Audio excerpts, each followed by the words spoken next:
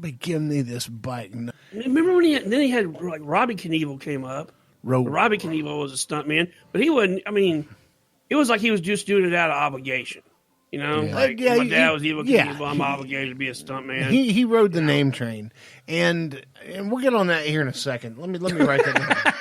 The name train. The name train. Okay. What the hell were we talking about?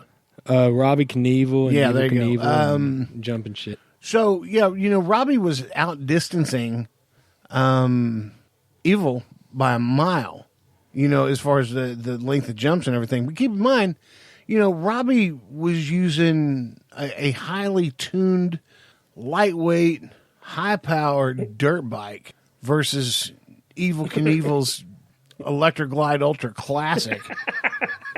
A bagger. The bagger, yeah. Exactly.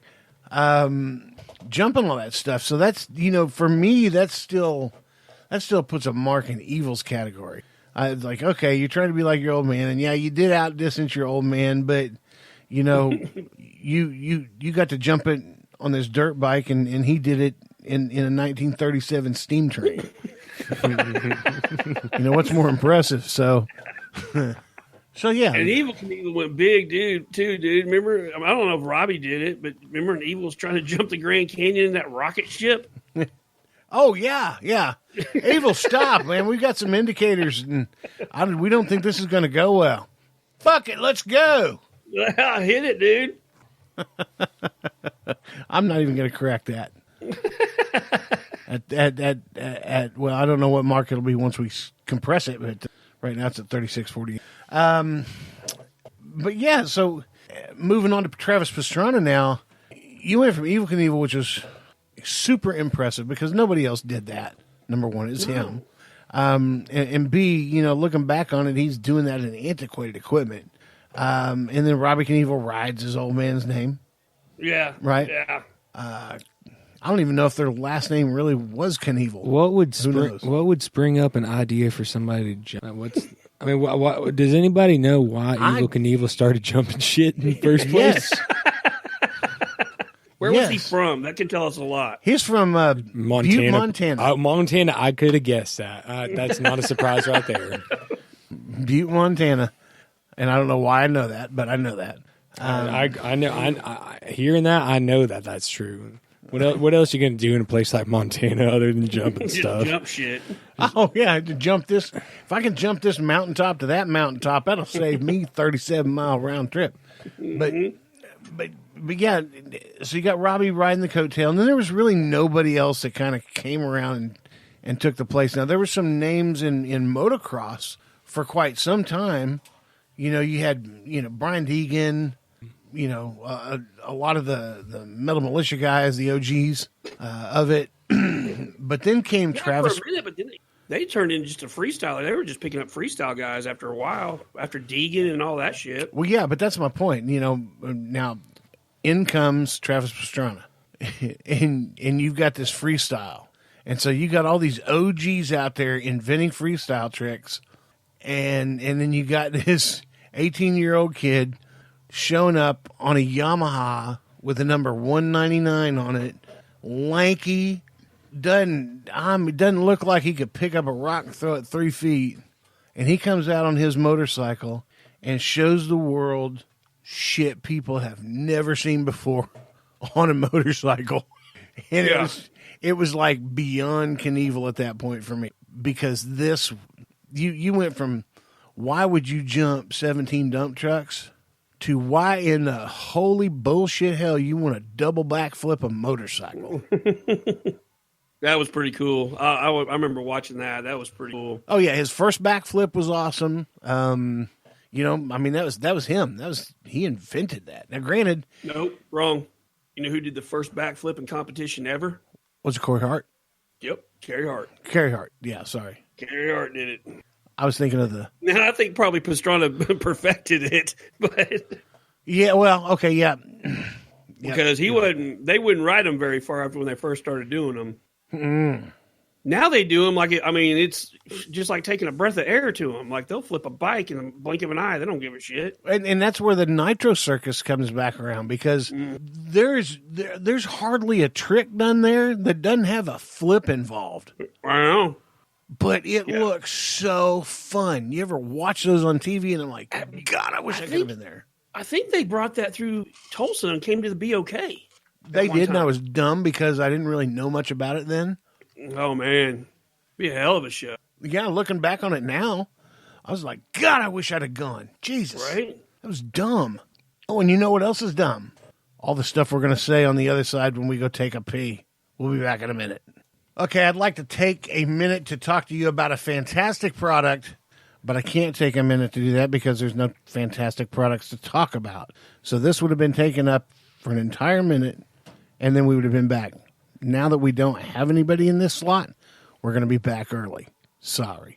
Okay, we're back. That was some good peeing. Yeah, high five.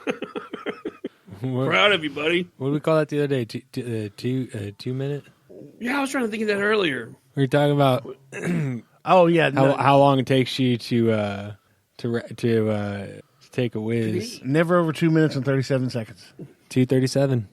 How was that 2:37, Titty? Man, that's a long time, bro. Every time you say that, it just blows my mind. I'm like, that's a long time. But it was also, you could say the result was skewed a little bit. By what? Like 2:34?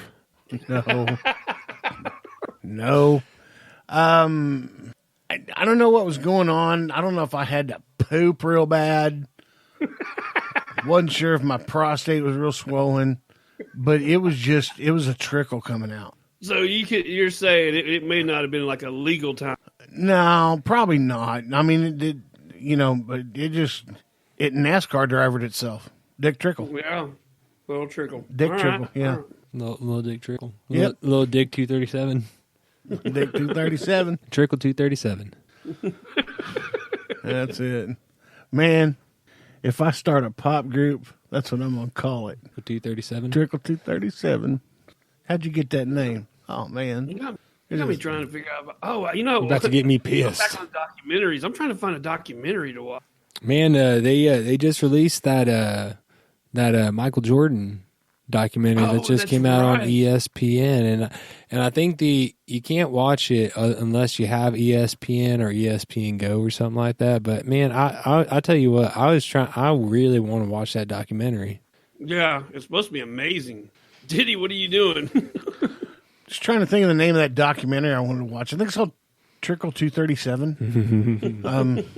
I'll tell you, I've been deep diving into some old movies recently. I watched What's Eating Gilbert Grape the other day.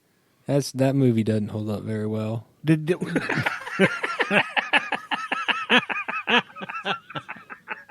Totally different movie review this time. I don't remember. Yeah, I called you the other day and I said we were getting ready to watch Blazing Saddles, and you were like, "Oh, that's cool." That's a good movie. So he watched it too. Yeah, that's a good movie. And I watched you got me to watch it. I was like, I got to watch that tonight. I watched. And going back over it. I'm sorry, Donnie. I'm cutting you off on purpose, but I'm sorry. That's all right. I can't remember what I was going to say if I'd say it. So, Blazing Saddles. Say it. What were we talking about? Blazing Saddles. Yeah.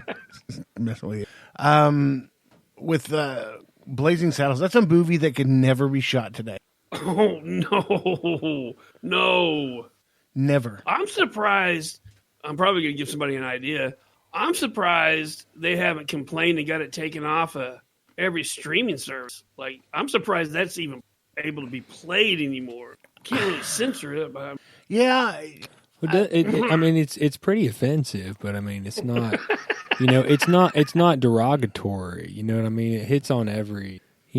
All these major kind of Hollywood-esque themes, but it just kind of makes fun of them on a real. In a blackface kind of way? Physical level, yeah. Right in your face.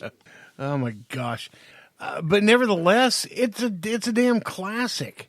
I mean, there's certain movies that are just that you got to watch at some point in your life. This is one of them.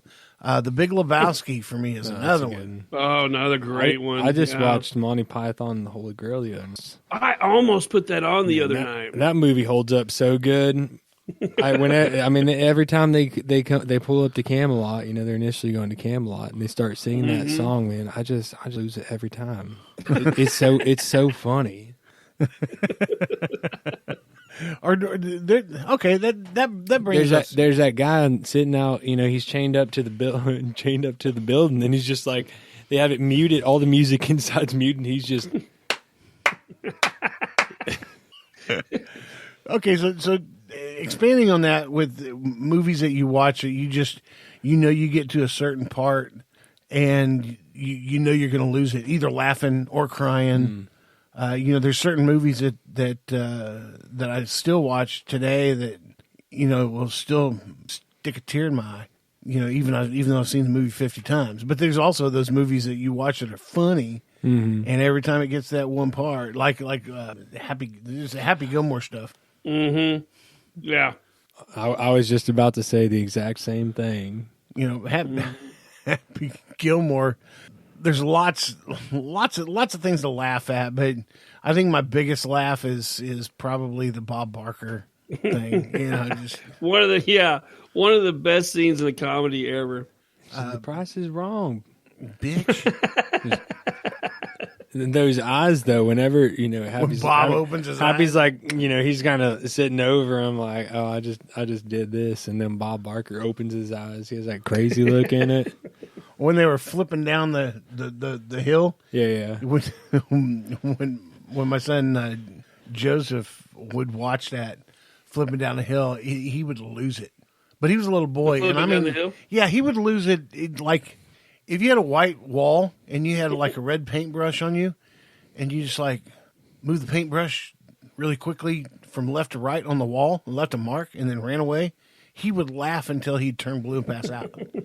He laughed at everything. So when it came to that, and he was known for passing out too. Not only that, I guess my son was known for passing out. Just yeah. He just started laughing. He just passed out, and people would be like, "Oh, it must be Joseph." Like a fainting goat. He would run out of air. He did it when he was little. It was the funniest thing ever. You get like an 18-month-old in a playpen sitting on his butt, and you do something to make him laugh, and you can see him laugh. Goes. And you can see tears coming out of his eyes. He's laughing so hard he's crying, but he can't get himself to take a breath, and then he turns a little darker shade of pink, and then almost a purple, and then you see him just still with the laughing smile on the face, but nothing coming out because he can't breathe, and he just flops over to the side, keeping the same face. I bet the first time it happened, it scared the shit out of you. It was bizarre. Yeah. Like, did he just die? Did he just really laugh till he was dead? My son, how did he pass away? It's so tragic. Well, he just started laughing, and he didn't stop. And I mean, what a way to go! Watch your kids. Don't let them laugh too long. You got to scare him out of it.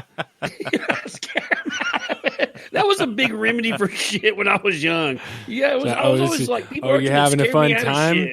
Don't think so. It's over now. You got the hiccups? Ooh, I'm gonna scared you out of them. Get out of you. What you got there? Broken arm? Let me scare you right out of it. Everybody was scaring shit. Just let your mom scare it out of you. That's why I said it scared the shit out of you. Yeah, but that's where it comes from. When we were kids, people are constipated. They just scare them. He said, just scare them.